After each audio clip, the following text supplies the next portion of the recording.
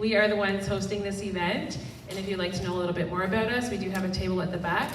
I do invite you, please do help yourselves, grab a refreshment at the back, and we are going to get started.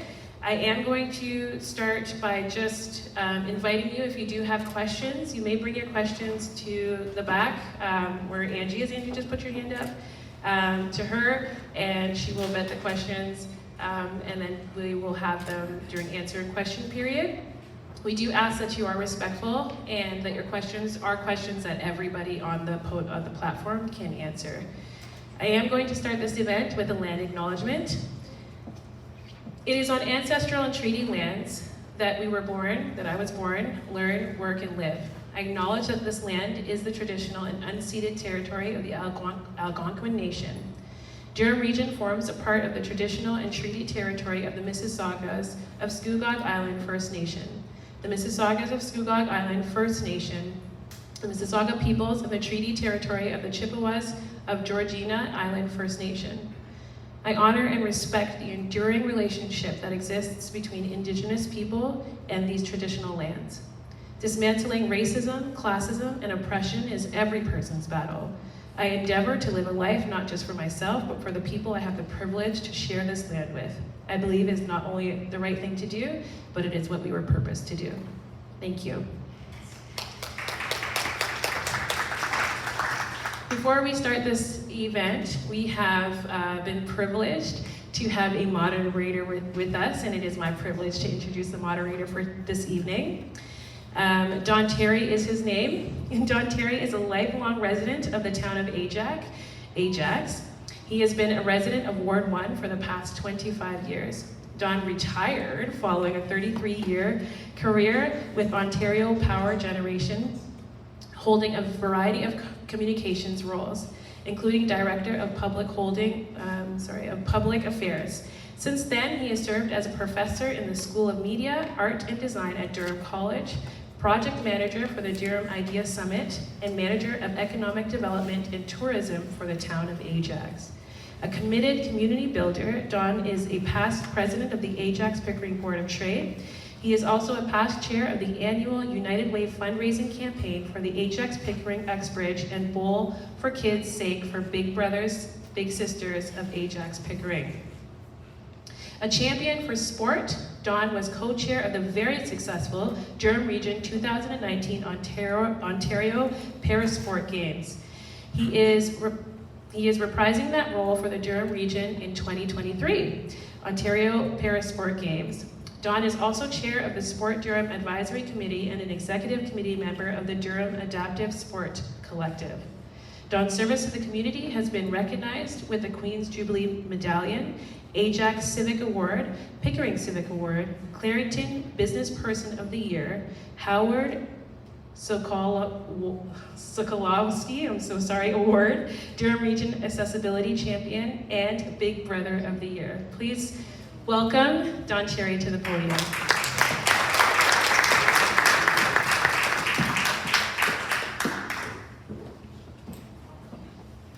Well, thank you very much for that kind but quite lengthy welcome.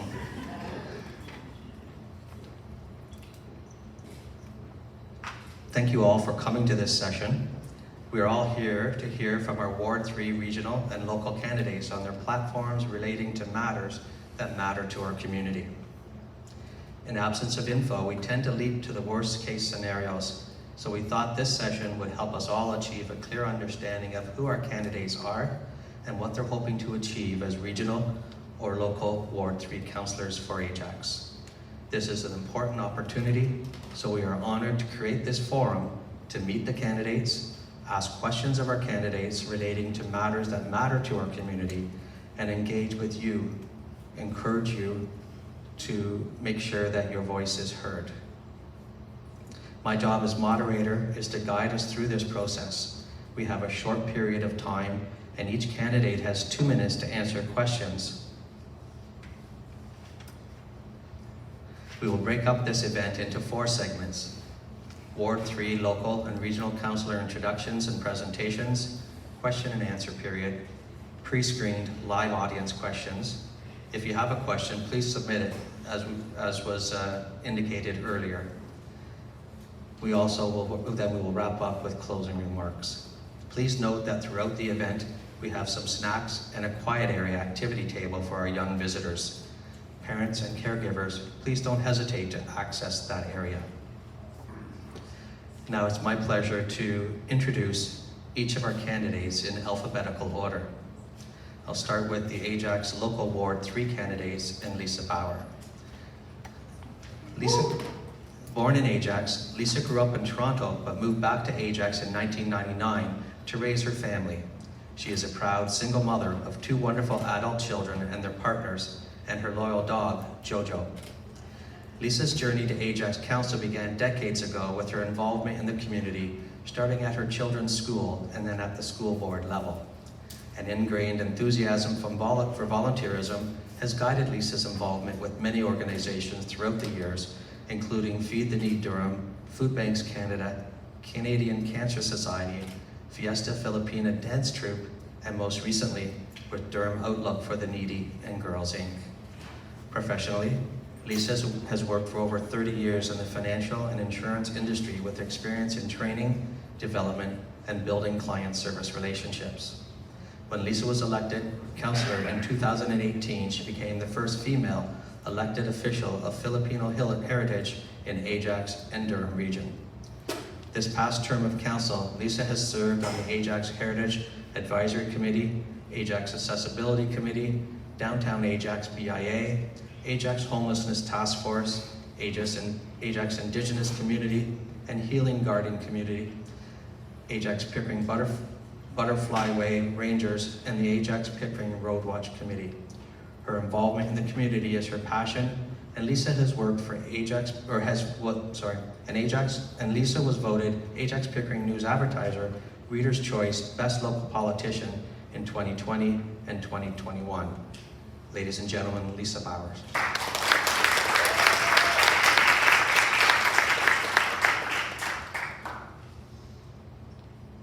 Next is Lillian Nyongabo Kasoro. Lillian has an educational background in political science and administration and mediation. Her work experience spans from working in the government sector for a foreign diplomatic mission in the financial sector, owning a business, and raising 4 children. She is currently working as a family mediator and as an advocate for social justice and economic empowerment, particularly for women. Lillian has also served on boards of organizations that support Francophone immigrant women, in addition to being a member of the review board of a local organization. She has no doubt that most of us have valuable expertise and experience in various sectors that will benefit our town. With such a diverse background, she offers to complement the community's pool with her skills and her conflict resolution abilities, critical thinking, global exposure, and cultural awareness. She promises to lead equitably with integrity, transparency, passion, and compassion. Together we rise. Ladies and gentlemen, Lillian.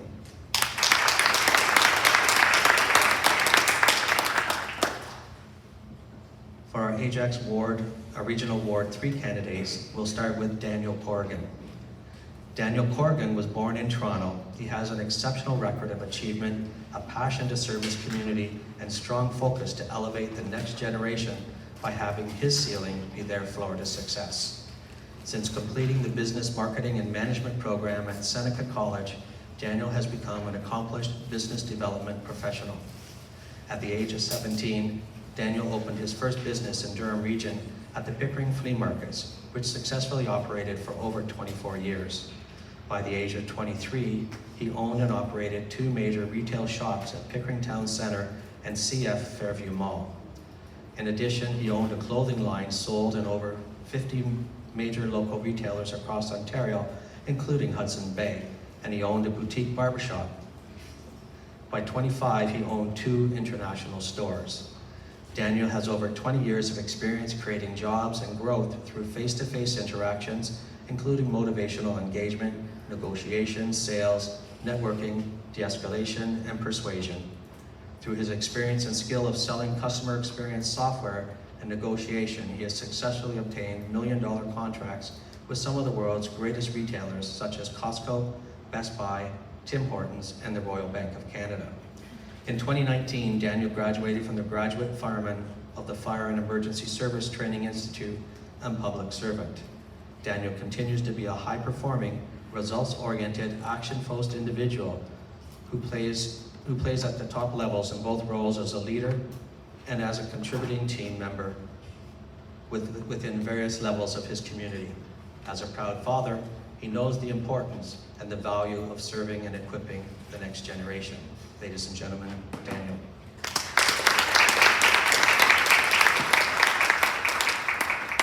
And finally, we have Joanne Dyes.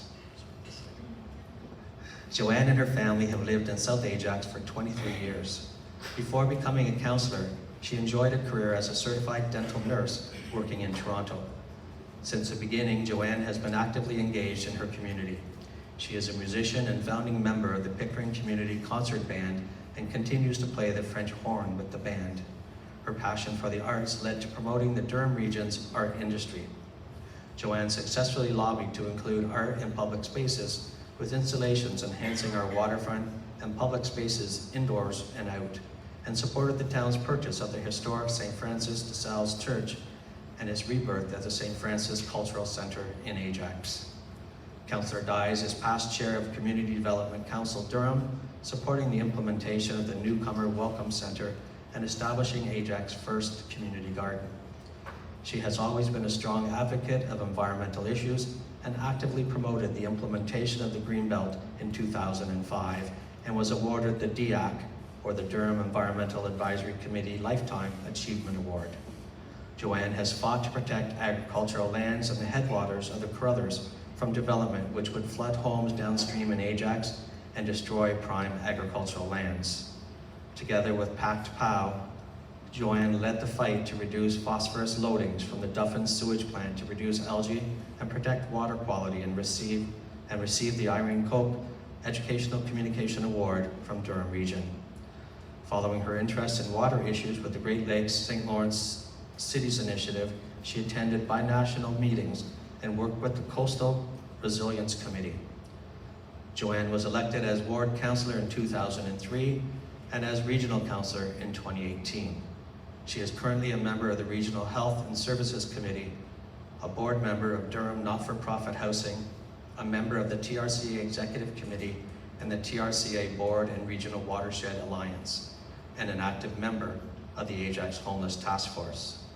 While we could not meet in person, Joanne and Lisa continued to host online meetings and ensured households received newsletters to keep residents informed.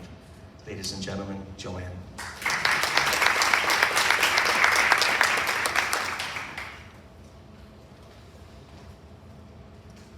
I would now invite each of our candidates to make some opening remarks. And we'll start, as was drawn earlier, with Joanne.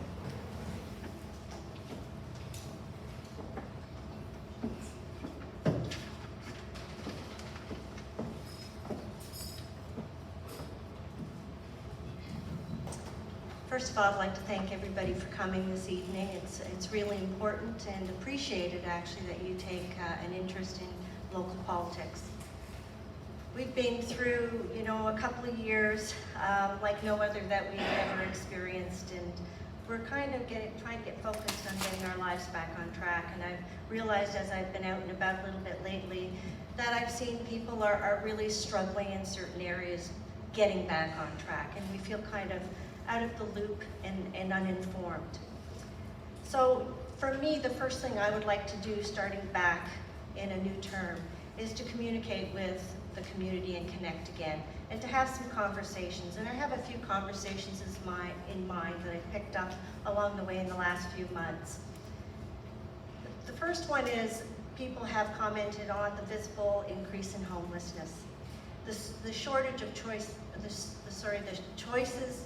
shortage of choices in housing is the cause of and the root of some of these problems, particularly for seniors and for young people who are looking to start out on their own for the first time. We've also had people comment on intensification, and we hear that word a lot, intensification, high rises. Why are they building a high rise on the end of my street? And we need to bring in some third-party experts that can sort of talk to us about what that looks like. What type of options are there? And there are options. And how does it fit in our neighborhood? Are we prepared really for the cost of living challenges that we're seeing now moving forward? And what will be the impact of that on housing? We also have to talk about if we're prepared for these intense climate storms that we've experienced. We had one in winter, we had one in May. Are we ready for that? Are households ready for that? I'm hearing a lot of anxiety about that, particularly with seniors, where they felt that there was really no communication from the town to various organizations about what was happening. We have a lot of discussions to have really moving forward and lots of work to do. And the other priorities still remain as well. We'll continue to protect, agricultural lands for development. The new studies show that suburban lifestyle is costly on infrastructure and to support the maintenance of those lifestyles. I will protect the headwaters of the Carruthers Creek from development, which will flood homes downstream in Ajax. It's unfair that a developer can choose where that flooding is going to happen and which homes get flooded. Work with the nonprofit community on homelessness and the task force to address issues of homelessness. Work on a housing first strategy with the goal of assisting people to become more self-sufficient. The hub model works very well. And continue to work towards safe streets and well-planned connections for pedestrians and cycling tracks and connections from place to place and community to community. I enjoy working with people. I work collaboratively with my staff, or I should say our staff, the community. On many issues, I consider myself an independent thinker, and you can see that in the way I vote sometimes. And I'm looking forward to working hard and representing my community. I enjoy people, and I learn from you every day, and I appreciate the input that I get along the way, and I do use it. So thank you very much for coming this evening.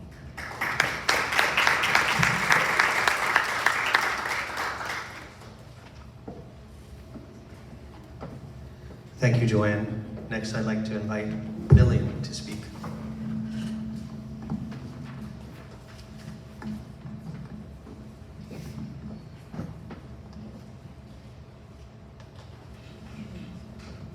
Good evening, everyone.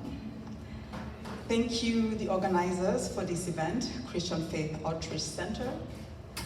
And thank you, neighbors, residents, family, and friends, and fellow candidates for coming out this evening and being part of this conversation. Making every voice heard is our theme for this forum. Great concept. However, as my team and I interacted with residents, many passionately shared with us what's on their heart. We were shocked to learn most were not really interested in this election. As we probed further, these are some of the reasons we were given. What's the point? They don't want to help us. They don't care about us. They will not fight for us. I then found myself asking this question that I would also want to ask yourselves. Is there a difference between not having your voice heard, simply not requiring it, and having your voice heard but ignored?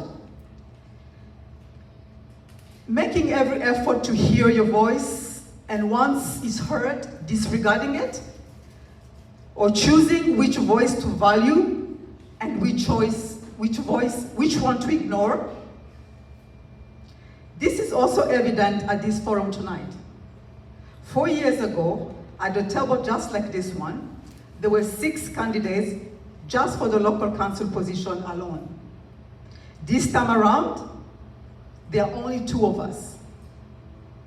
But is that the case in other areas? Is that the case even in our neighboring towns and city, Pickering, Whitby, and Oshawa? Or does it mean that there are no pressing issues that concern the residents? On the contrary, in Ward 3, we see no economic development, increase in crime, homelessness, and so on. So if the residents are not on board, why are we going through this process? To lead who? We need to restore integrity, trust, confidence, and the ability to work for the best interest of our community in order to resolve the issues that confront us and thrive. We have amazing talent, resourceful and passionate residents. Let's include everyone in this process. I'm asking you not to give up, because giving up is not an option. I pledge, in addition to hearing your voice, to honor your voice, value your voice, respect your voice, and I would also in turn request you to promise that you will protect your voice, defend your voice, and not give up on your voice. Let's rise together and shine. Thank you.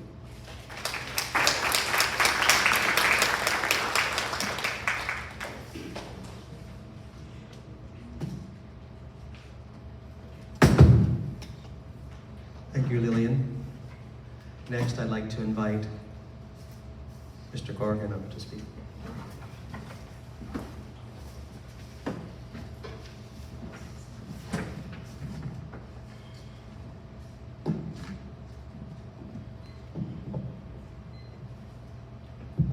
Hello, my name is Daniel Corrigan, and I first want to take the time to thank the organizers of this wonderful event, and you, the residents, for taking the time to attend this important meeting. Thank you. We live in a very beautiful town, but unfortunately, our elected officials are failing our most vulnerable. We see it most prevalent in our downtown core of Ajax, our parks, our streets, our neighborhoods. One of our most critical issues is homelessness and public safety. And with the recent spike of crime in the GTA, but more importantly in Durham,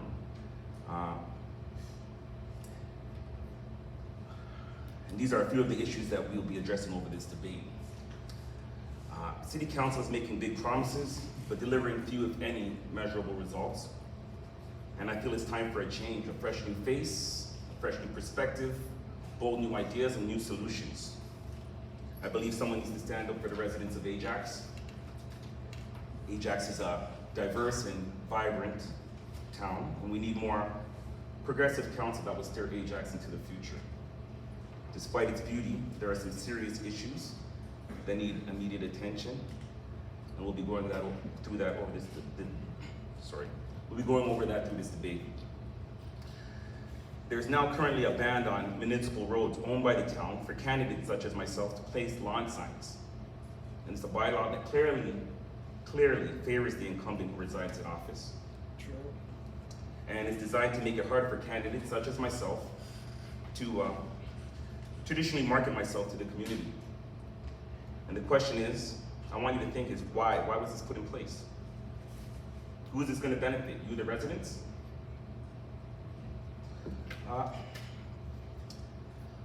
I will fight for our registry because every resident in Ajax needs to know who is speaking on their behalf to the electoral officials and what's on the agenda to end all speculations and to gain trust and align with the community's interests. I will be totally transparent to the residents of Ajax. When elected, I will be committed to enhancing our quality of life by putting safety and security first, enhancing our community amenities and celebrating our cultural tapestry, empowering our youth and taking care of our elderly, our services, our parks and our facilities, and balancing the budget to benefit the taxpayers of Ward 3. I commit my attention and experience and energy and expertise to the role of regional councilor, and I'm confident that I will not only exceed the expectations of the residents that I serve, and I want to take the time to thank you in advance for your support. Thank you.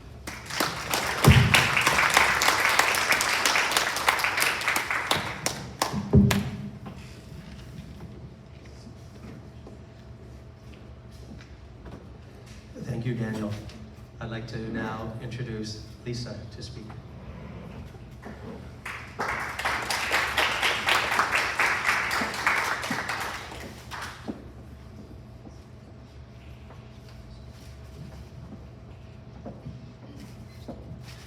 Good evening, everyone. Thank you for joining us tonight, and thank you to Christian Faith Outreach Center and Caria Community Health Care for organizing this event for us. I've thoroughly enjoyed being your local counselor these past 4 years.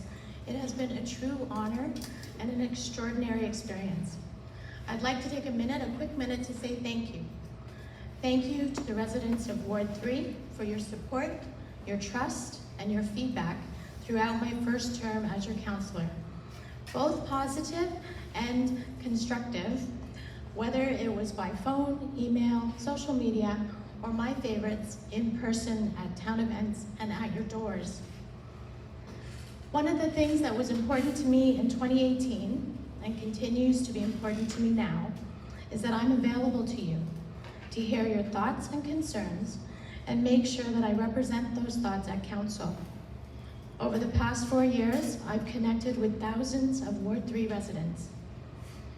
I've listened to your concerns, and I've worked with you to help find information and solutions for you. I've also learned that every decision I make must be guided by the values that are important to you, to us, and what's best for Ajax now and in the future. So, what are some of the things I've done over the last 4 years? Some highlights for you tonight. I started a conversation that became a reality in the creation of Ajax's first Indigenous community and healing garden at the Ajax Pickering Hospital and its designation as a national healing forest. I seconded an initiative for a town-wide ban on single-use plastics at all town facilities and public spaces. I co-created the Ajax Homelessness Task Force with Regional Councillor Joanne Dyes, which has resulted in Out of the Cold programs, storage lockers, and other initiatives to help the most vulnerable. I advocated for a specialized Ajax waterfront public transit route during the summer season, which was funded by Durham Region Transit and has been a success in its first 2 seasons. I championed the only council-endorsed Please Slow Down sign initiative, sponsored by Ajax Pickering Road Watch and Durham Regional Police Services. I initiated the installation of a smart digital playground and picture exchange communication system to make Ajax's parks and playgrounds more accessible and inclusive. I was a member of council during the biggest increase in the commercial tax base, likely the biggest increase in Ajax's history, with companies such as Amazon and Gordon Foods, that will lessen the load on the residential taxpayer, and with these new companies, bring new jobs to Ajax. These are just some of the things that I've been involved with during my first term on council. And although I say that I was involved, I want you to know that almost all of these accomplishments started because of ideas and conversations that I shared with Ward 3 residents throughout my term. I am listening. Going forward, and with your support, I'd like to be re-elected as your local councillor so that I can continue working for you and for all of Ajax. With your help, I will continue to advocate for safer streets and communities by working with DRPS, Ajax Pickering Road Watch, and town staff to encourage traffic calming measures, speeding enforcement, and well-lit and maintained parks, paths, and public spaces. I'll continue to advocate for Ajax, keeping Ajax clean and green by supporting environmental initiatives like No Mow May, TRCA's Sustainable Neighborhood Action Plan, or SNAP, and adding public drinking fountains and refilling stations in parks that don't have them. I'll continue to advocate for celebrating the achievements of our fellow Ward 3 residents and all of town residents by the installation of an Ajax Wall of Fame as part of the Parks and Recreation Master Plan. And I'll continue to advocate for enhanced services for our seniors, such as a specialized shuttle service among the town's 3 recreation centers. I understand that these initiatives require hard work and budget-conscious decisions, so I'm not going to make any promises that I can't keep. But I will promise that I will remain dedicated in my work for you, and and that I will continue to serve Ward 3 and all of Ajax honestly, passionately, and responsibly. Thank you.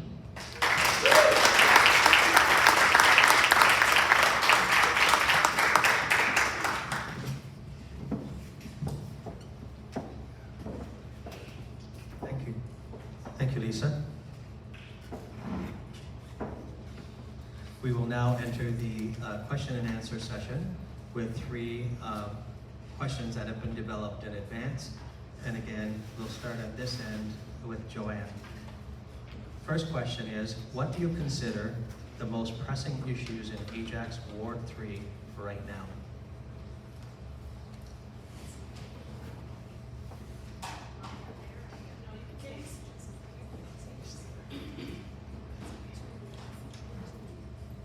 Thank you. So the most pressing issues in Ajax. Well, number one, I have to say, has been a long, ongoing fight, and that's protecting the headwaters of the Carruthers. It's protecting people who live at the bottom of the headwaters in Ajax from their homes flooding. And it's also about your health, your overall health due to climate change impact and what we're seeing with temperature changes. We need to hang on to our environmental space, which I call our natural capital. It has a value. It does things for free that protect us every day, cleans our air, cleans our water, and acts as a giant sponge in the wetlands so that we don't get flooded out. The Green Belt was implemented for that very reason, to actually protect headwaters and agricultural lands. And these headwaters of the Carruthers need to be included in that Green Belt. The developer will promise a solution, and the solution will be that they have a sustainable engineering fix to stop flooding downstream.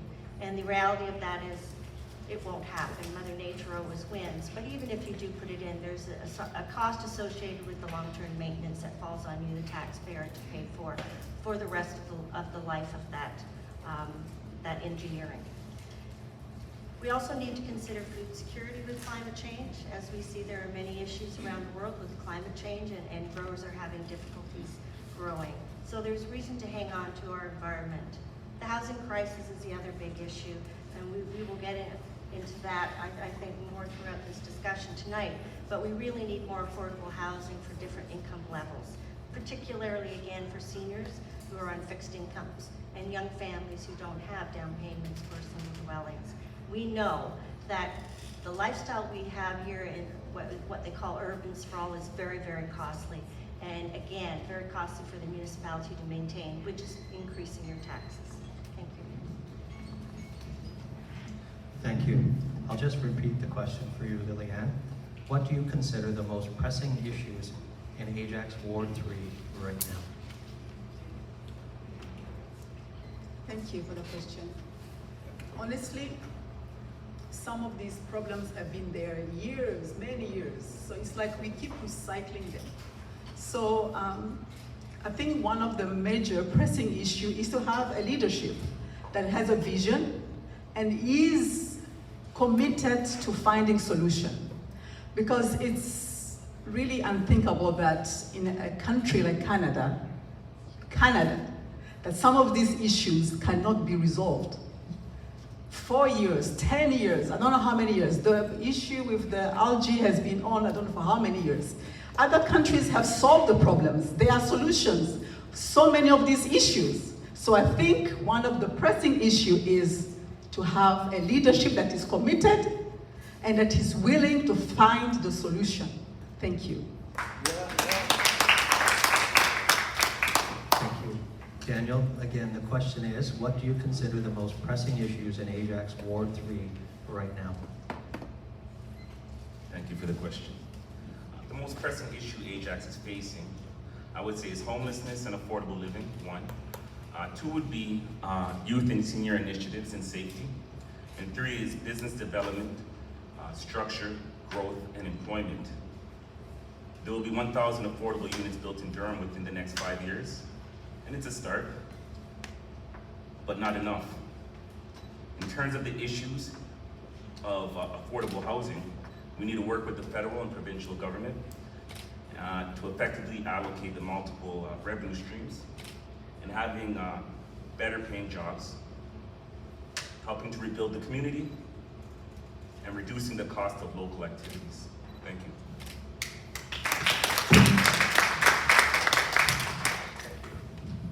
Thank you very much. And Lisa, again, the question is, what do you consider the most pressing issues in Ajax Ward 3 right now? Thank you. So I think depending on where you live in Ward 3, your pressing issue might differ from someone else in Ward 3. If you live downtown or midtown, perhaps it's the homelessness, the amount of homelessness, the visibility of the homelessness. If you live near the lake, it's of course waterfront protection and flooding mitigation. And if you live in the north end of Ward 3, so near Kingston Road, it is likely transit issues or traffic congestion issues. Overall, I'd say the most pressing issues are affordable housing and homelessness, which we will be talking about later, traffic calming and overall community safety, development and intensification in our town, and preserving our waterfront, no development, and protecting the headwaters of the Crothers. Thank you.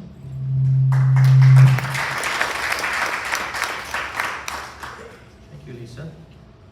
I'm going to come right back to you with the next question, and that's affordable housing is a crisis we are facing today.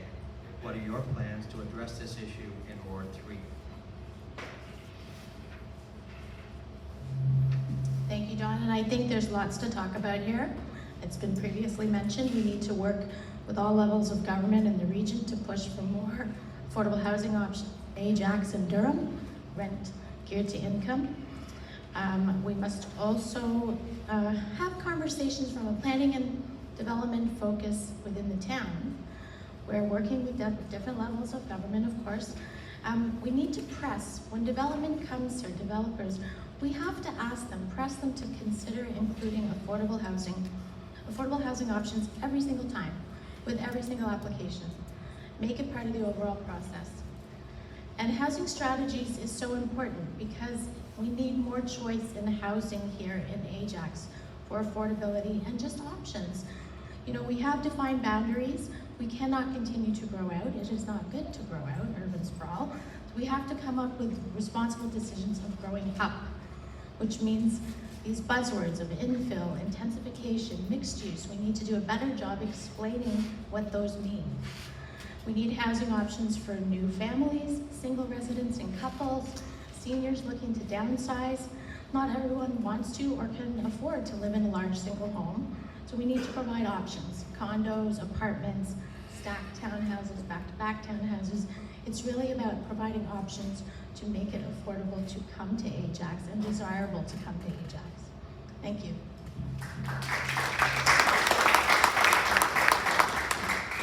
Thank you, Lisa. Daniel, the question is, affordable housing is a crisis we are facing today. What are your plans to address this issue in Ward 3? Thank you. The 2016 census reported that 27.4% of all households in Ajax were experiencing housing affordability issues. These are slightly higher than 25.1% of all Durham Region households. The town can offer initiatives and solutions to housing such as its financial programs that support city residents facing short-term financial situations. Our goal is to help the largest possible number of individuals to move into affordable rental housing. And to achieve that, affordable housing provisions become the institutional, municipal policy level solution to homelessness. The program and policies create ways for the town to work toward preventing homelessness to increase in our community. I will continue to have an open dialogue, and I will continue to work together and find a solution that we can seek together. Thank you.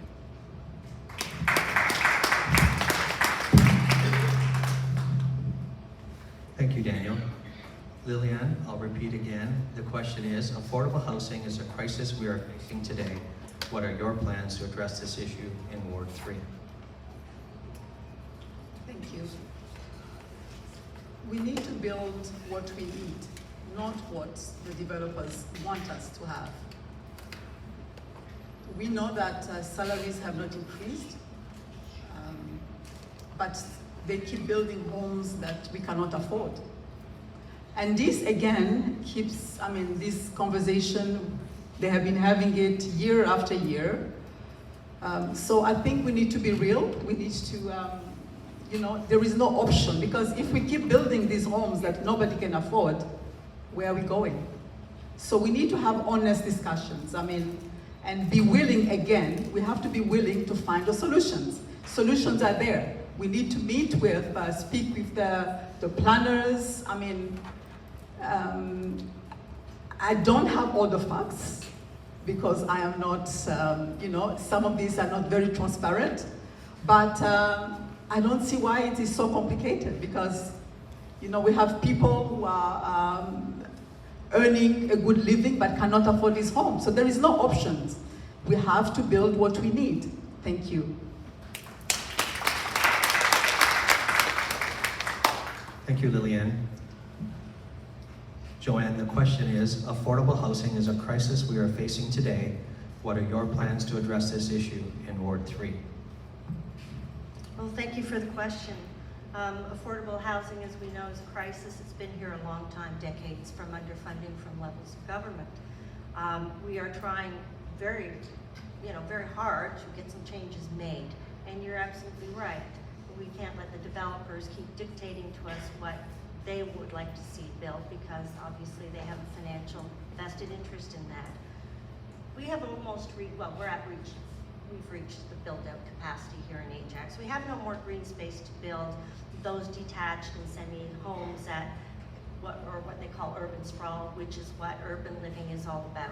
We now have to intensify, and again, spoke to that before. This is a word that people don't like to hear, but there are options on intensification, and we need those options to come forward, and it has to be done in such a way that those communities are connected by pedestrian and cycling and even parks and trails.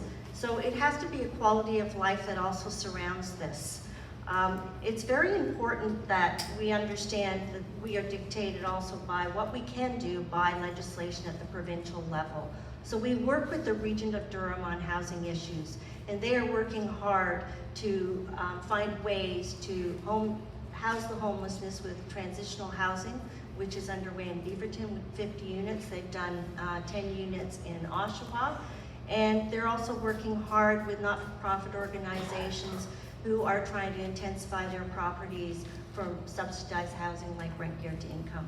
So there are lots of things going on that we are working with at the Region of Durham and here as well. But we, our taxpayers, do not pay to build housing that's affordable. That we have to do with the developers, and that is the conversation we're having now, working together to try and get what we need here. Thank you.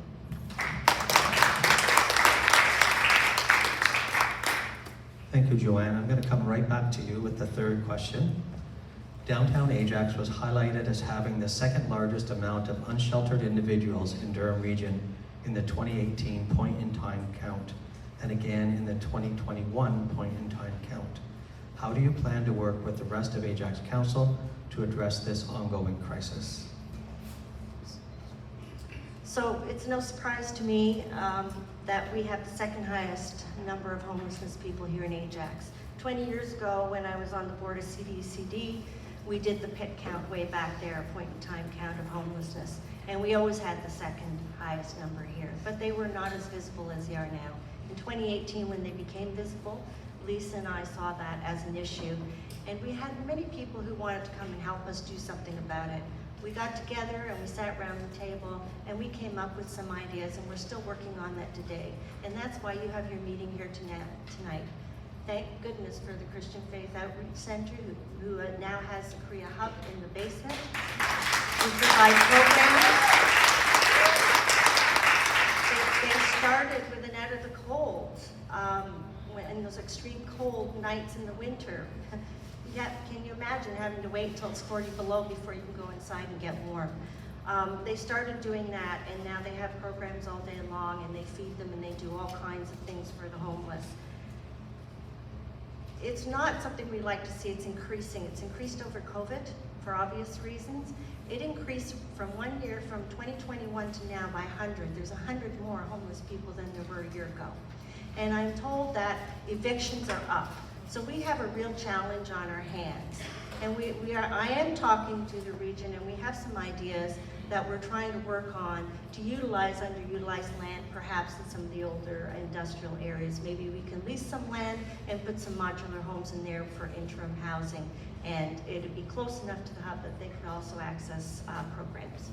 So this is what we're trying to do, and we're working hard to do it. It's not a quick fix, it's not quick enough. I feel your frustration.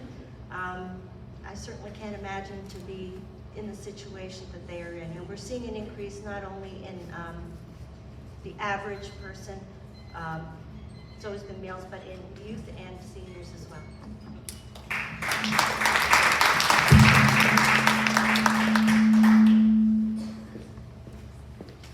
Thank you, Joanne. Lillian, I'll repeat the question for you. Downtown Ajax was highlighted as having the second largest amount of unsheltered individuals in Durham Region in the 2018 point-in-time count, and again in the 2021 point-in-time count. How do you plan to work with the rest of Ajax Council to address this ongoing issue or crisis?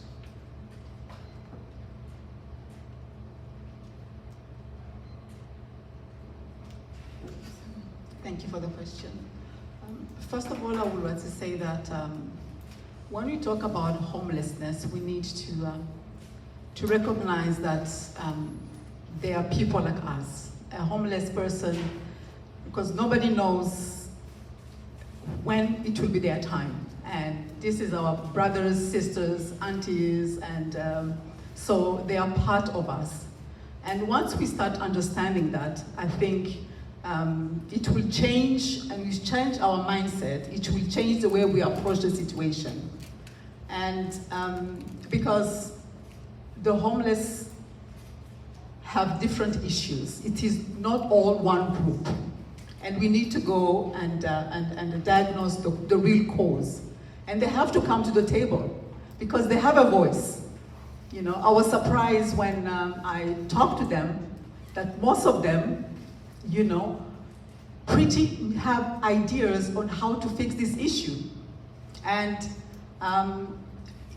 if we are committed again and work with all the government levels, the regional and municipal, I think this issue can be solved. Thank you.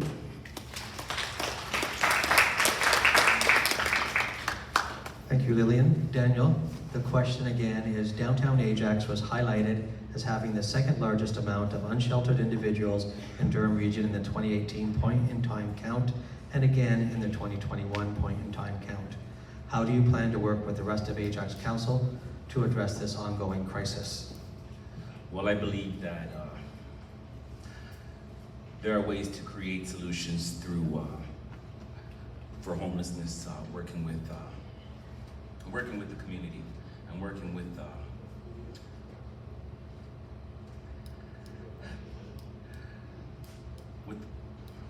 building the community with a lot of short-term solutions, working with the nonprofits and institutions to help the homeless, create shelters, locations with programs with safety and accessibility.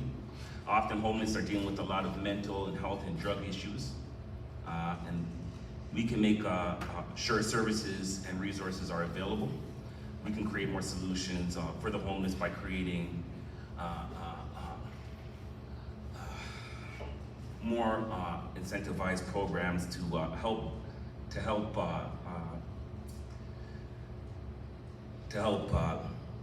get them back into the working community and get them back on their feet. In 2017, Ajax was the second largest homeless population, being 11.1%, and it's just simply unacceptable.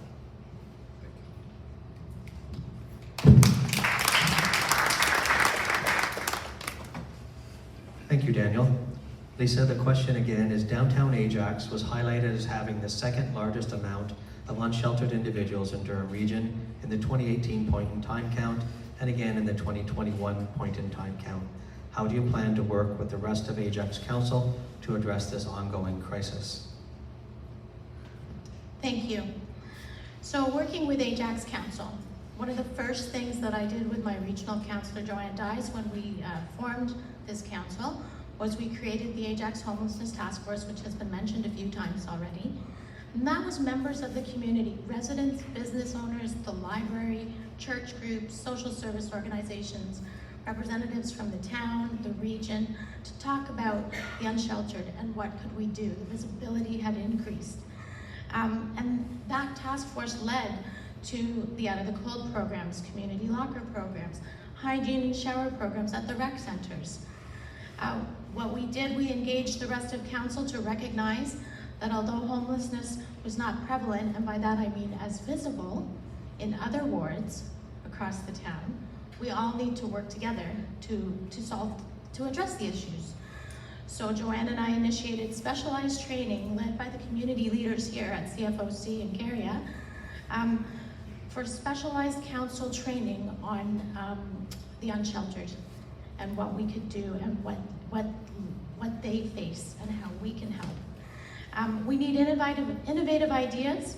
We need to think about where in Ajax could there possibly be some room for temporary housing or services that are much needed. I don't have that answer, but I'm willing to certainly look for it and work with my council. You know, there's an empty church in Ward 3. Maybe that could be used, or land on the church. And we also need, I'm going to encourage my other council members to see what other municipalities are doing. So we've already spoken about the modular homes in Oshawa, the transitional housing in Beaverton. There's also some shelter and transitional housing being planned for Newmarket. So we can, as council, see what's happening, see what is trying to happen, and we can do that here too. Thank you.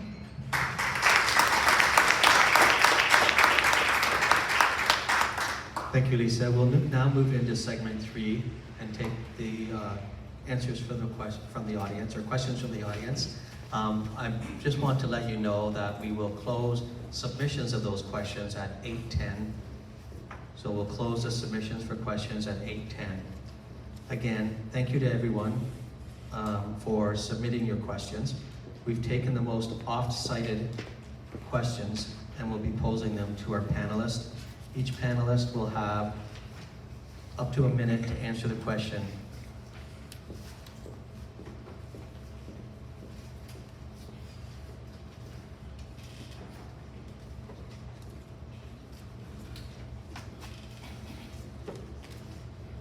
I think we're back to Lisa, right?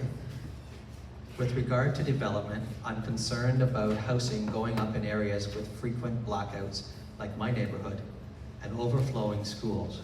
What's your plan to advocate for responsible development where the needs of current residents are also being respected?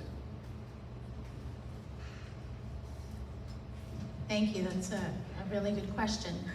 And I think every time there's a development application brought to the town, we have public consultation. It's mandated, where we invite all the residents to come, to view the plan, to ask questions of the planners, of council, and of the developer, to see, you know, what's going to happen here. And you know, if I lived in that area, I live in that area. I can give you lots of tips and advice on what would work here and what wouldn't work here.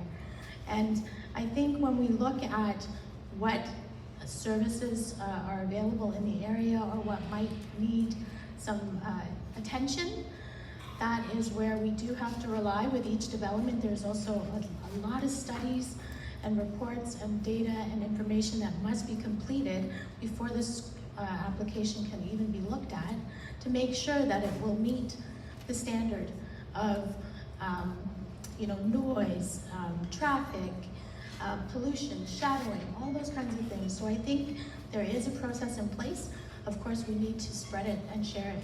I think we don't always know that, so we have to really spread that and educate. Thank you. Thank you. To try and get as many of these questions up to the candidates as possible, I'll only repeat the question if you need me to. Do you want to repeat it? Okay, Daniel. With regard to development, I'm concerned about housing going up in areas with frequent blackouts, like my neighborhood, and overflowing schools. What's your plan to advocate for responsible development where the needs of current residents are also being respected? Thank you for the question. Again, we do not have all the answers. I will be working with experts in these types of situations. We'll be going over what works in other regions as well, quite similar to what Lisa had said. And we're going to come up with the best solution for the area, for the region. These are not new problems. So I will be, again, keeping an open dialogue and keep that open for community,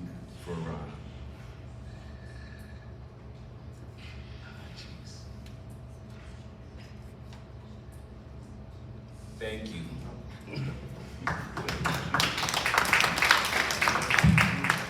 Thank you, Daniel.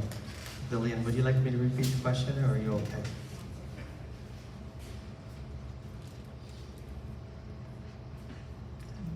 Yes, once again, we need a leadership that takes control and that doesn't take orders from the developers.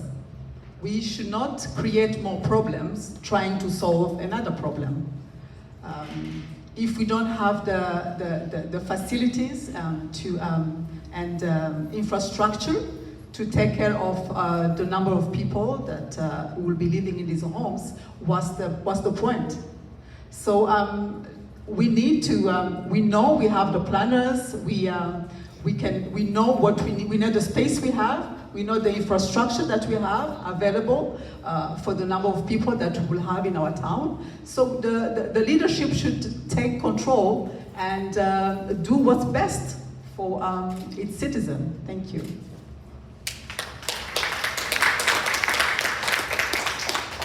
Thank you, Lillian. Joanne, do you need the question repeated? Thank you. Thank you for that question.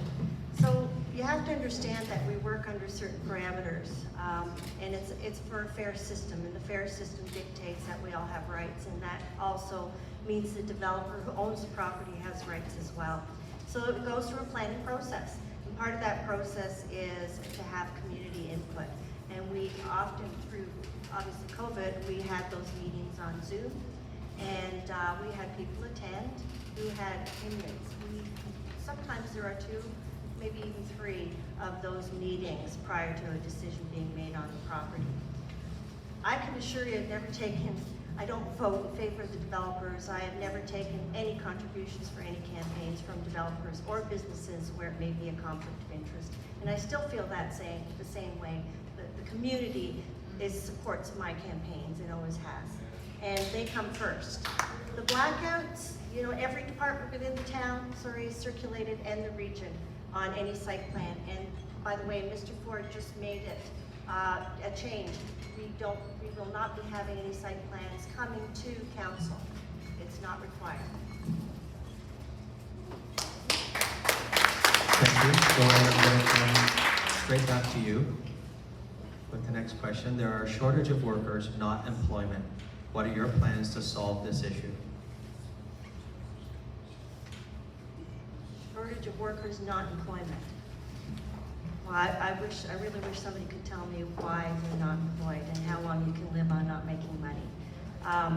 This is an issue that's not just here. It's across the province, it's across Canada, it's everywhere. So I'm told the reason is that there are so many job opportunities that people can take their time to find the right one, and a lot of people have chosen to change their life and look for something different. We can't force that on them. We make it a place, hopefully, at the town where our employees want to come to work and want to stay. The private sector has gone beyond what we can pay in a wage at a municipal job of employment, but we do have people that stay because we have a pension plan and we have benefits. So there are a lot of challenges about attracting employees right now, and I think the dust still has to settle before we know what we really can do.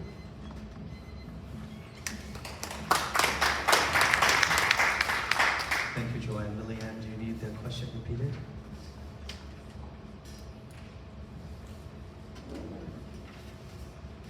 Yeah, as Joanne says, it seems to be an issue across board. I was actually talking to a businessman who just opened up a shop, and he said that he couldn't find employees. So I think this is something that we need to have a conversation about. We need to find a solution for it as we speak with the regional, the provincial government. In certain sectors, they have tried to, like in the healthcare, try to allow immigrants to come in to and retrain them to have those jobs. So I think there could also be some policies to encourage our youth, to encourage people through certain programs, and to instill again in them the value of work, and maybe find some incentive programs for that. Thank you. Thank you, Lillian. Daniel? Would you like the question repeated? Okay. There are a shortage of workers, not employment. What are your plans to solve this issue? We need to work with our, thank you for the question. We need to work with our federal and provincial partners to create and incentivize more programs for the youth to enter the workforce. More specifically in the trade markets. They used to offer a lot of trade schooling in high school, which is being cut out recently over the last decade in the BTI schooling, and it was very important, and it gave youth the opportunity to learn and start a trade and enter into the workforce or start a business. And I think that should be brought back into the community, and programs like it. Thank you. Thank you, Daniel. Lisa, do you need the question? So it's a really good question. You know, I think the town's economic development team can be a really useful and good resource for the businesses in our town, perhaps to share information, maybe ideas and networking on how to attract employees. Maybe it's a job fair, maybe it's a training session, orientation, roundtable discussions. And the economic development team at the town is wonderful at that. And then we also need to attract, my opponent had mentioned about retraining. So in our term of council, we welcomed Computech College here in Ajax in Ward 3, and they train specialized training for residents or students to become PSWs. There's plenty of work for PSWs, so I don't know that, you know, there's not enough of them, so we need them. And it's free tuition and free resources right here in Ajax. So that's an excellent resource. It's just a couple of ideas. Thank you.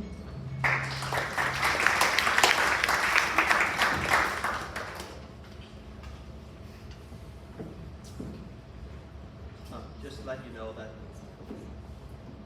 you know that submissions for questions have concluded, and I'll come back to Lisa with the next question.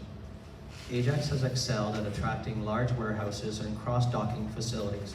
What is being done or can be done to attract more service or high-impact businesses with more jobs, not just bigger footprints? Thank you. So one of the reasons I think that Ajax is so attractive to distributing centers like that, which is a big business, it's really the way of the future, really, from COVID and moving forward, is we're right on the 401. So it's a perfect position logistically. But you're right, we need to attract all kinds of business here. Again, I'll reference the economic development team at the town who work nonstop to attract business members. I know our council has also worked nonstop to try and bring all kinds of industry and professionals into Ajax. So I think it's all about networking, connecting, making ourselves known, and putting ourselves out there that Ajax is a great place to live, to work, to play. So come. Thank you.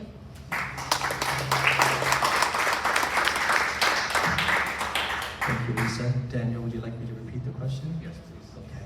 Ajax has excelled at attracting large warehouses and cross-docking facilities. What is being done or can be done to attract more service and high-impact businesses with more jobs and not just bigger footprints? Well,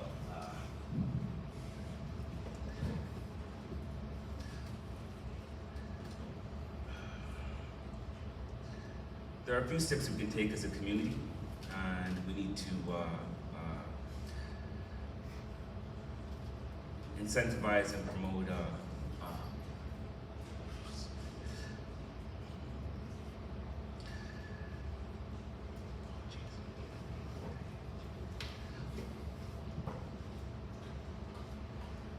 you repeat the question one more time? Ajax has excelled at attracting large warehouses and cross-docking facilities. What is being done or can be done to attract more service and high-impact businesses with more jobs, not just bigger footprints?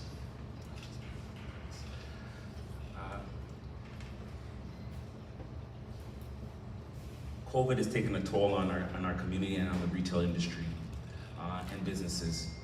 Right now, people are back outside and willing to support the businesses, and the residents are interested in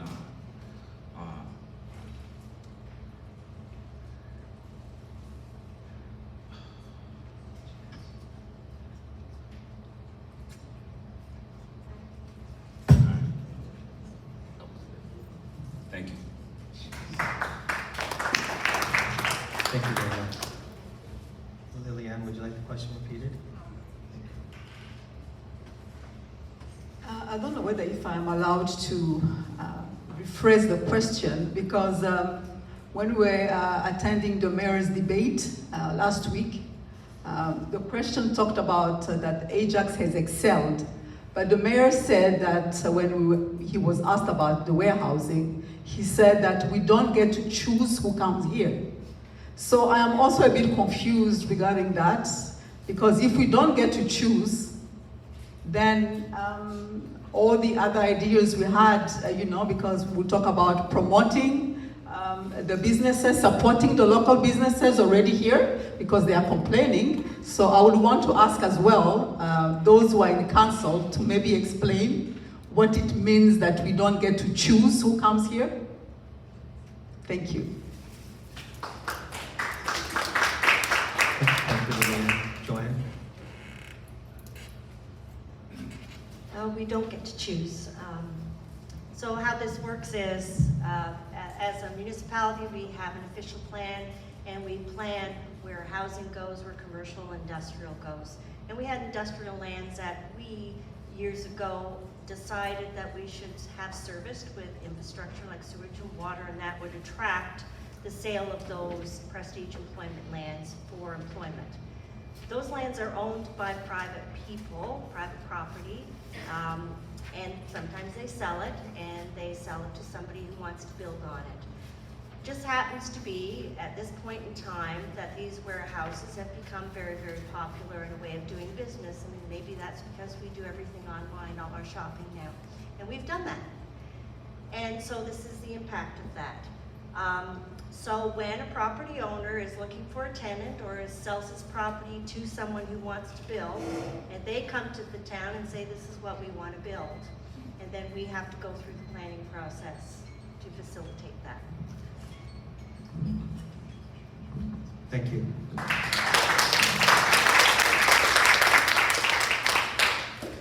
Without looking, I've been hoping to get a shorter question. And not that there's anything wrong with the long questions, but Joanne, I'm going to come back to you now. What have you done for your campaign so far?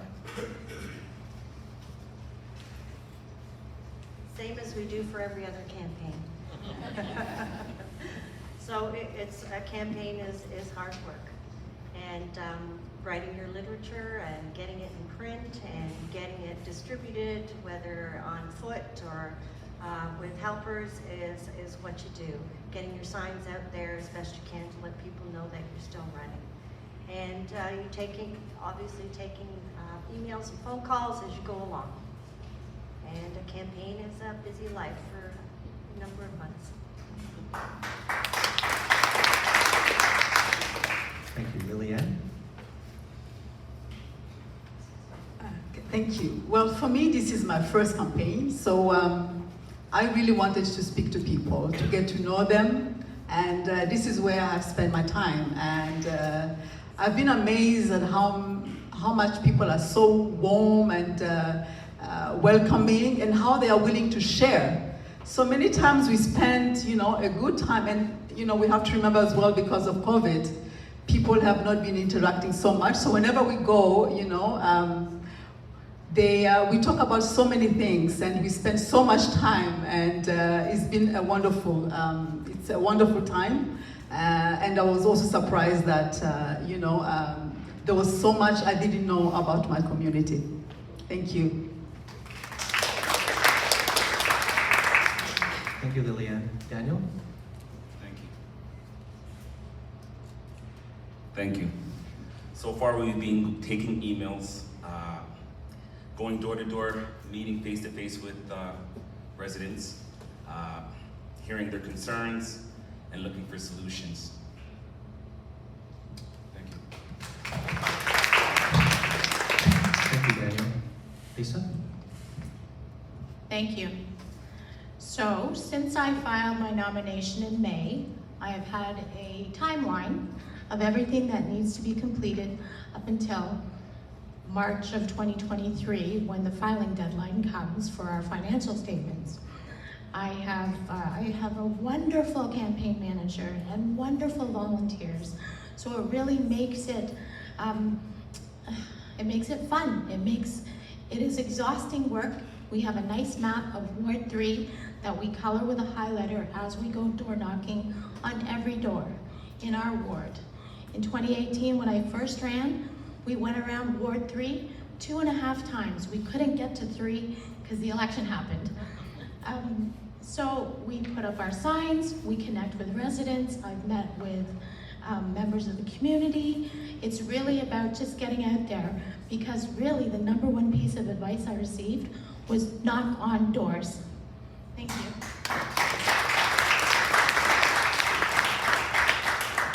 Thank you, Lisa. I'm coming straight back to you. Who is a homeless person? Thank you. Who is a homeless person? A homeless person could be anybody. It could be somebody in this room. It could be somebody that I'll see later. It could be somebody that I saw earlier today. Sometimes people think, they have to look like this. They have to behave like this. They have to talk like this. They have to ask you for money. They have to, do certain things or look a certain way. And that's just not true.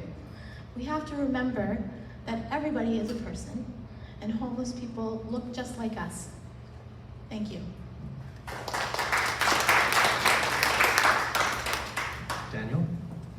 A homeless person is an everyday person just like you and me. It could be anybody, exactly like she said. Anybody in this room could be a homeless person and living in their car and we wouldn't know. That's the horrible truth. The homeless is just simply somebody who is just dealing with a lot of issues, a lot of personal issues. Maybe they could have lost their job, or lost their family, or not in the, or dealing with certain issues like drugs. But homeless people are a part of our community, and they need our help, and they need to get back on their feet, and they need our support. Thank you. Thank you, Daniel. Lillian? Thank you for the question. A homeless person, I guess, somebody who doesn't have a shelter, and this could mean someone who doesn't have, maybe can't afford a shelter and has no, someone else to care for them. So has no friends, has no family, so has nowhere else to go. So ends up maybe in a shelter or on the street. A homeless person can also be someone who doesn't have a place to live, maybe has lost her home or his home, but has got a friend and is living with a friend. A homeless person can be my daughter that is working but cannot afford rent, so she's living at home with me, but she is lucky because she has support and she has care. So we have different categories, and some are worse off than others. Those who have no care, who have no one to support them, have it worse than others. Thank you. Thank you, Lillian. Joanne? So a homeless person is somebody who never thought they were going to be in this position, homeless. And they are people who are perhaps lost a partner, so a death away or an illness away from losing everything you have.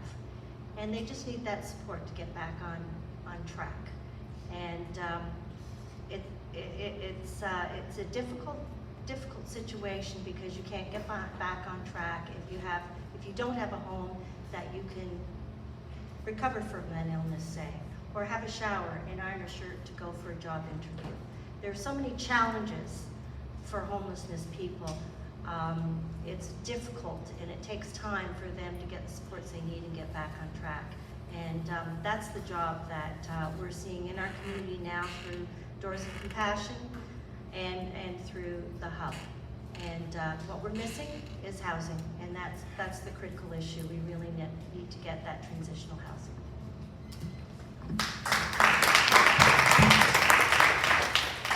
Thank you, Joanne. We have our first two-part question, and I'm going to come back to you with that. First of all, do you live in Ward 3? And secondly, what would be a specific issue you would act on for Ward 3?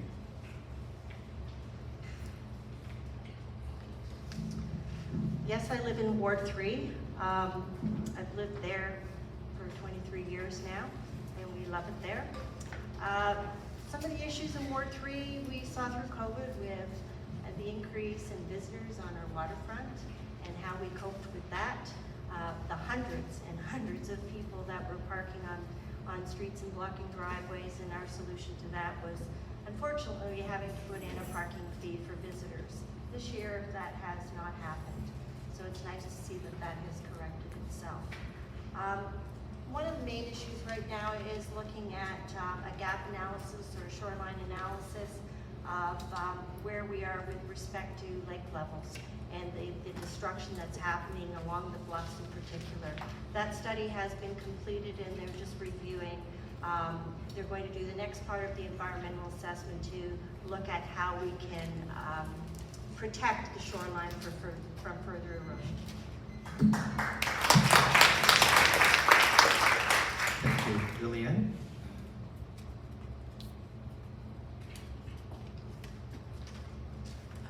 What was the first part? First part is, do you live in Ward 3? And the second part is, what would be a specific issue you would act on for Ward 3? I don't live in Ward 3, and one of the issue which is pressing for Ward 3 is that we need revenue, we need income, we need money to be able to solve the issues in Ward 3, to be able to have employment for our people. So it will be to attract good businesses in Ward 3, and we have at Old Howard,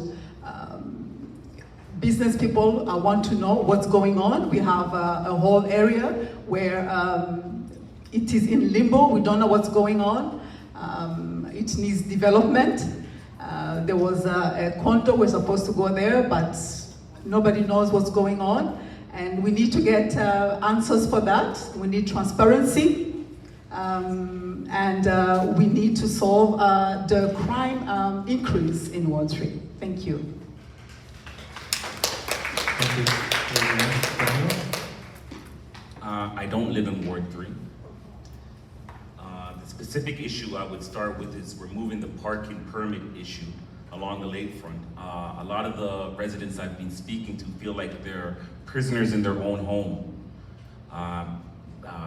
their friends and family, when they visit, they get ticketed every day when they come, or some of the elderly, the PSWs that are refusing to come and work because they're getting ticketed when they come to work.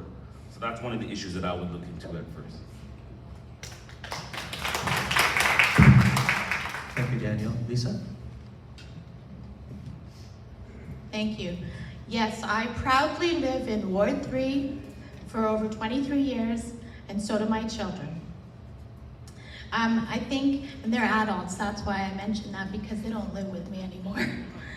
But a Ward 3 specific issue, I'll talk about the downtown core that was previously mentioned, and the idea, the vision for development there, and one of the issues is we just don't have the sewage capacity, the infrastructure, to build and develop in that area, because as the mayor has previously mentioned, you can't build there or live there if you can't flush the toilet there.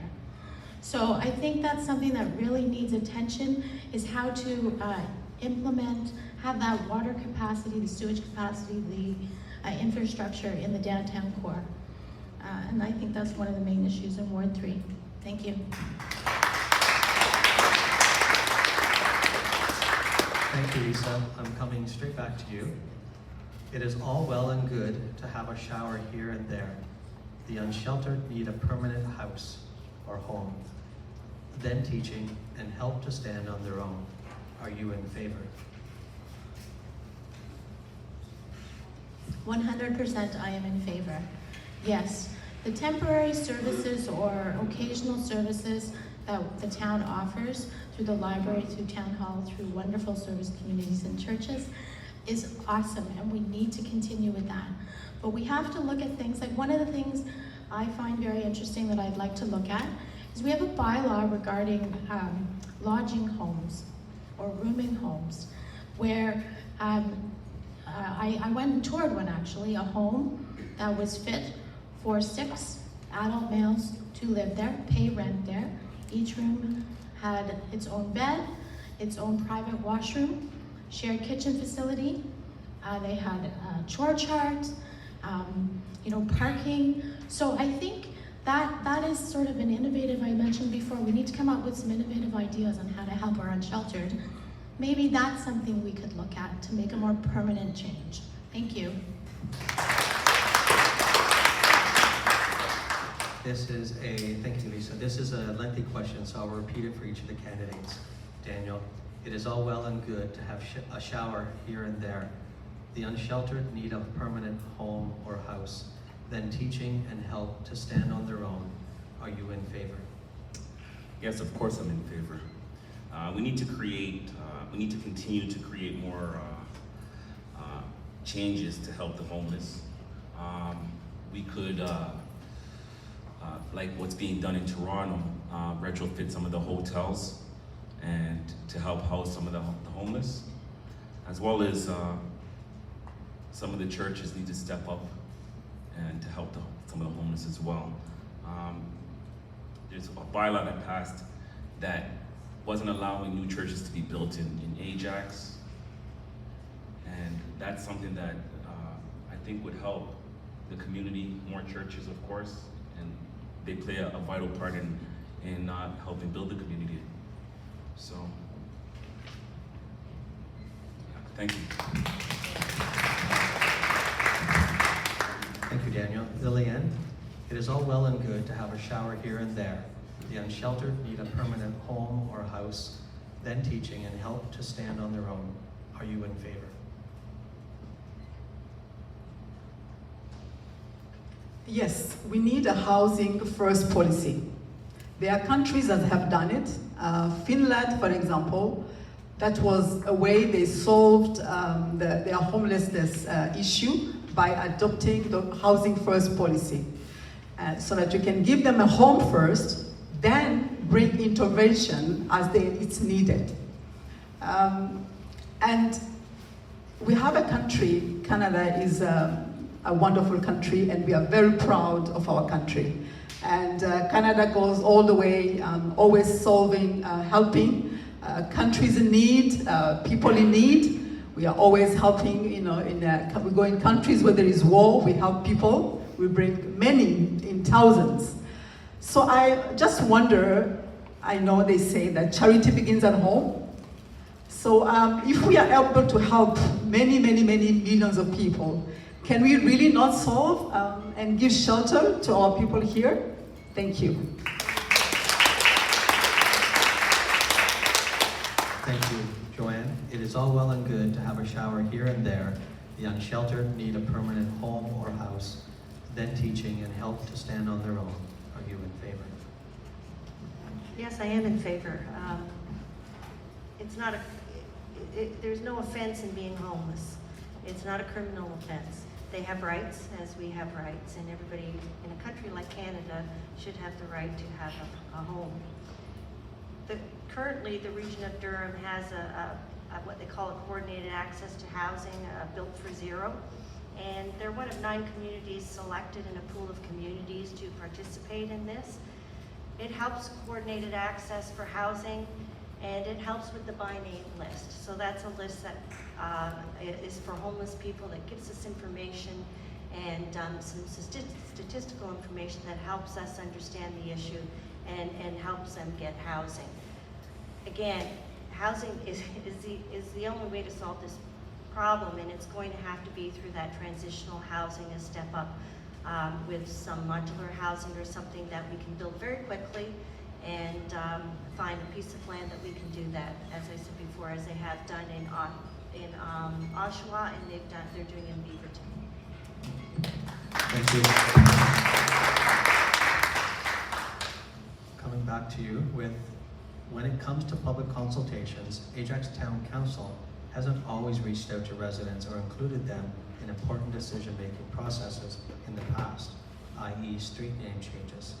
How would you include us going forward? Sorry, this is that last part. How would you include us going forward? Oh, let me start from the start. When it comes to public consultations, Ajax Town Council hasn't always reached out to residents or included them in important decision-making processes in the past, i.e. street name changes. How would you include us going forward? Well, we did include you in the street name change, actually. It was a very lengthy process that took place a while ago based on a lot of research that was done and had actually included the Legion, included the overseas veterans associations that we're associated with, and the Veterans Association of the Battle of the River Plate. So there was a lot of public consultation, a lot of discussion, and a lot of people that came out for that first street naming process. The second one didn't get that attention, and that was because it was a motion that came on the floor of council, and it's treated a little bit differently then. So there is no sort of process to go through. It was just something that came on the floor of council for a vote, and for the second time, that street was then changed. Thank you. Lillian, when it comes to public consultations, Ajax Town Council hasn't always reached out to residents or included them in important decision-making processes in the past, i.e. street name changes. How would you include us going forward? Whoever asked that question, thank you so much. They just reiterated exactly what I said. This is what many people are saying, many residents are saying, that they are not being included. And I mean, how can we, then who are we leading? So there is no way we can find solution for our residents. If we don't include them, it's impossible. So we need to do everything we can to include them by, you know, it's even like, just thinking, when we are going out looking for votes, we can reach them. We can reach them, we find ways to reach them. So how is it that it is very difficult for us to reach them? They even, when I met them, they would say, okay, if you do make it through, please come back. And I promise to do so. And that is the first thing I'm going to do. We need to involve our residents. They have so much information, they have so much expertise. And some of them, I will ask them, why are you not running?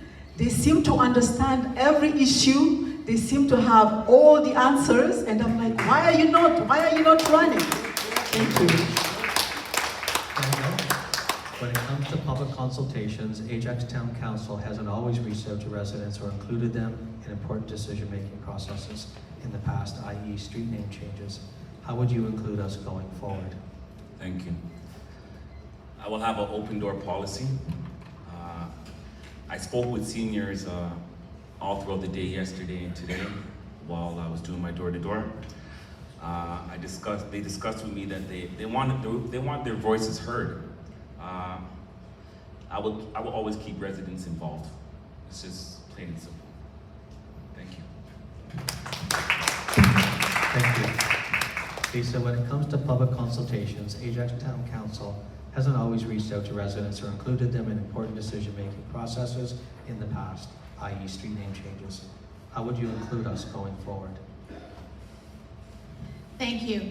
This is a really tough one because there is public consultation made available at almost every function or decision.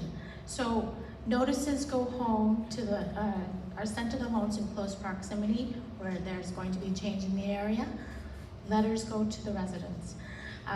Different changes or just things that are happening are advertised in the newspaper at least for 2 or 3 weeks in a row. The town and council and lots of active Facebook groups and online social media groups, we share those invitations over and over and over again. Each ward, the council reps, so local and regional councillors, we have public, open ward meetings that everyone is invited to. We have 3 officially per year. Joanne and I this past year had 6. So we're constantly trying to find a way. We invite, it's a matter of getting the public to come. Thank you. Thank you. Okay, we have, I've just been told we have time for one more round, one more question. Then the candidates will each have up to 3 minutes for closing remarks, and then I will close the session.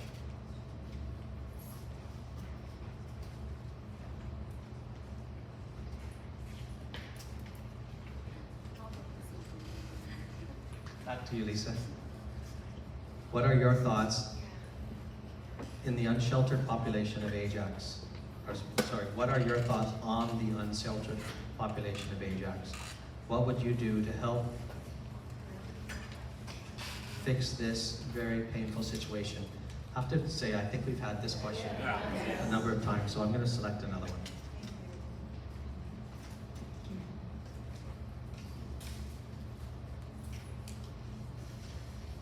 Okay. We do have a two-parter again. Are there any floodplains in Ward 3? Do we have to be concerned about insurance coverage? So yes, there are floodplains in Ward 3 along in the southern part of Ward 3 down by the waterfront. And do you need to be concerned about the insurance? That is a great question for your insurance company. I am sure that there is protection available. I can't give you any other details than that. Thank you.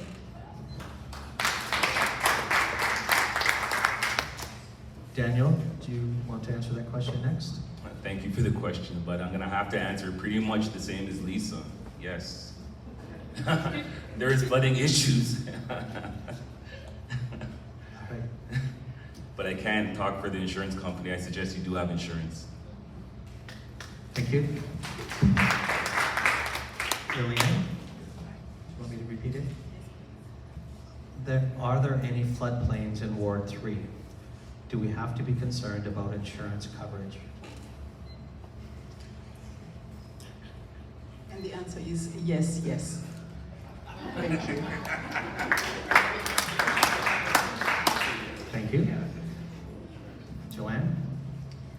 There are 2, in the south, Pickering Beach area, and then on Ontoro. And if the developer insists or gets his way, their way I should say, in developing the headwaters of the Carruthers, yes, you should absolutely have a discussion with your insurance company. Thank you. Each of the candidates will now have an opportunity for closing remarks. And as has been our practice, we'll start with Joanne.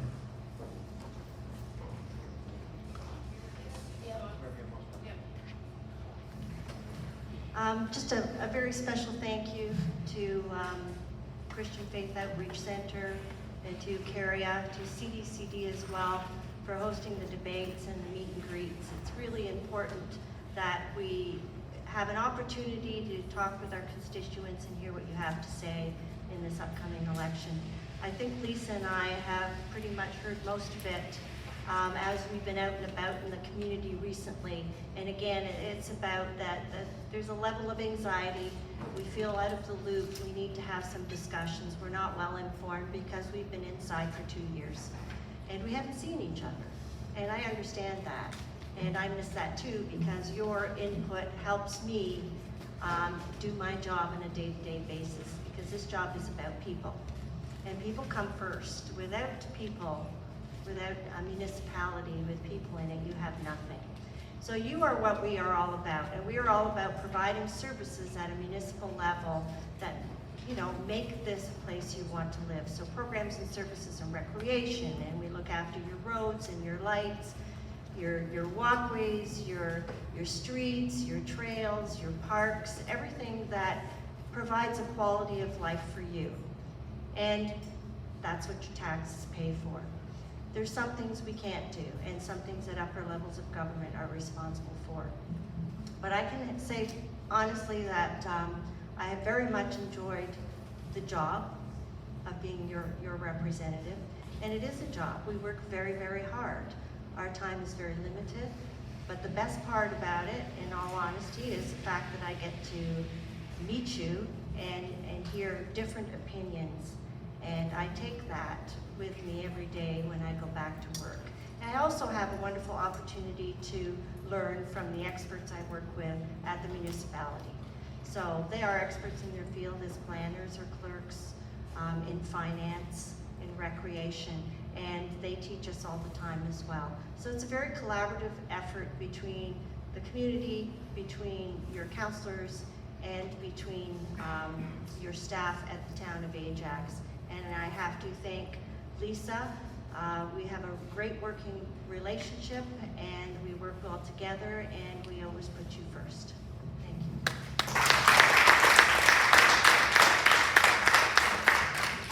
you. Lillian?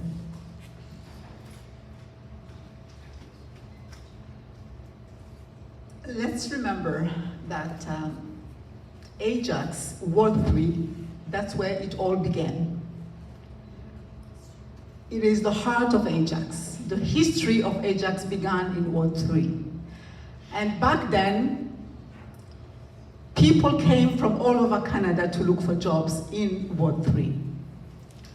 There was a university campus in Ward 3. It was a happening place. But now it is not the case. And we need to do something about it. And all of us. And it doesn't matter whether you live in Ward 1, 2, and 3. And by the way, the rules say that we can seek election in any ward that we want. And if I may say, if we did not do that, we would not have had this wonderful evening today. And I think we should be thankful for that. So we should all be concerned. This is our town. This is our town. And we want it to work for all of us. But it's going to take each one of us to make it happen. Leaders alone are not going to make it. They have failed to do it because they think that they can do it alone, but it is impossible. It needs each one of us. So what I'm going to ask you is, let's rise all together. Let's care about our town, our community, our children, our children's children. There is no reason why our town, Ajax, can be the best place in Canada. I thank you all. Thank you, Lillian. Daniel? Ajax is a truly special place. We are a warm and welcoming town. I have pride living in this community. I lived there for over 8 years, and I'm compelled with the duty to fostering its growth and protecting it. We are a team. Together we can build a better Ajax. And thinking what has happened over the past 4 years, where we're at, times are changing, and in changing times we need to be a change in leadership. All the power is in your hands. You are the voters. And I'm looking forward to your support, and I want to thank you in advance. I'm here to listen to your concerns, and I just want to thank you. Thank you.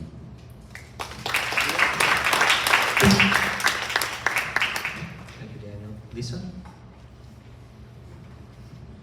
Thank you everyone again for your time tonight, and also thank you to my fellow Ward 3 candidates, local and regional.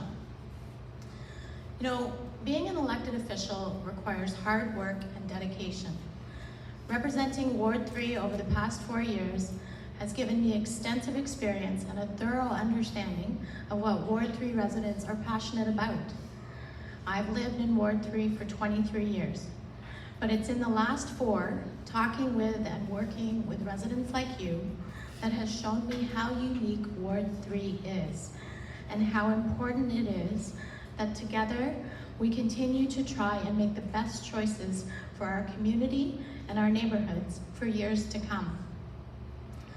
The past 4 years we have seen extreme challenges, including a pandemic, profound social justice movements, and extraordinary weather events.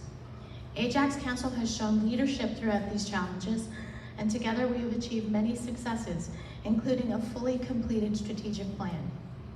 Our work is not done. My work is not done. And I'm excited and eager to be running for re-election. And with your support, I'm ready to continue serving Ward 3 residents and all of Ajax as your local councillor for the next 4 years. Thank you, happy Thanksgiving this weekend, and good night.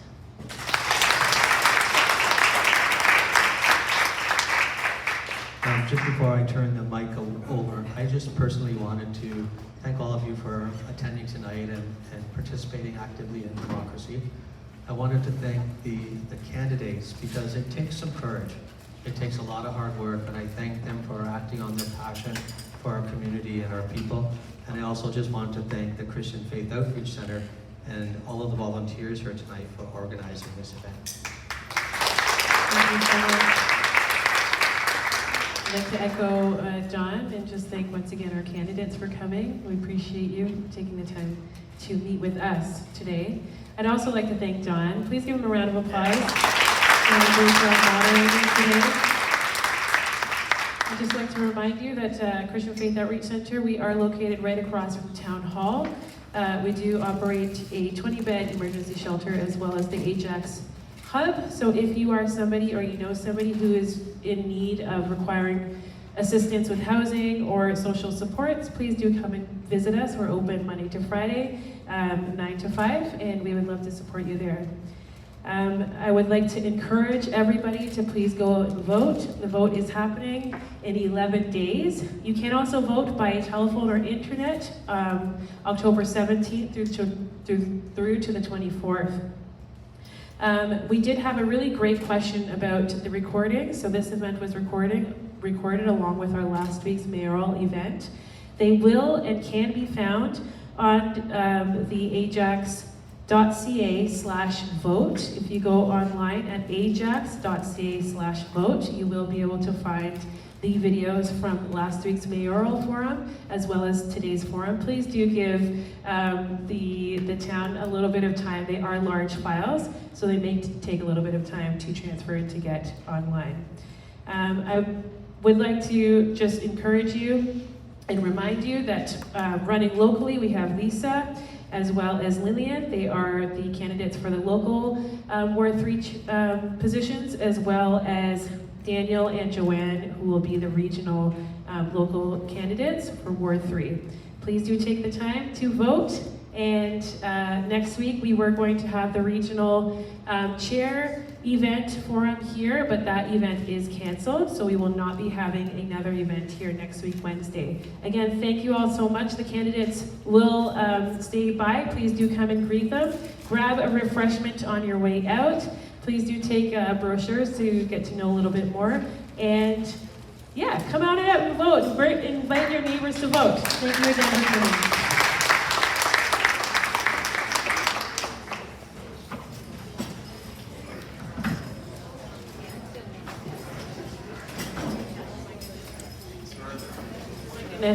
Okay, I'm sorry, I'm gonna stop you.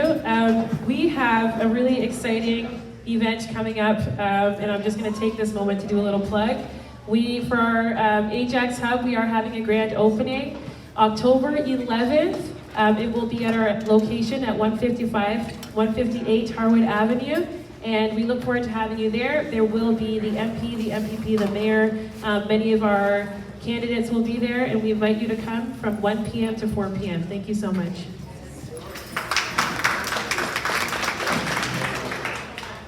Yes, definitely.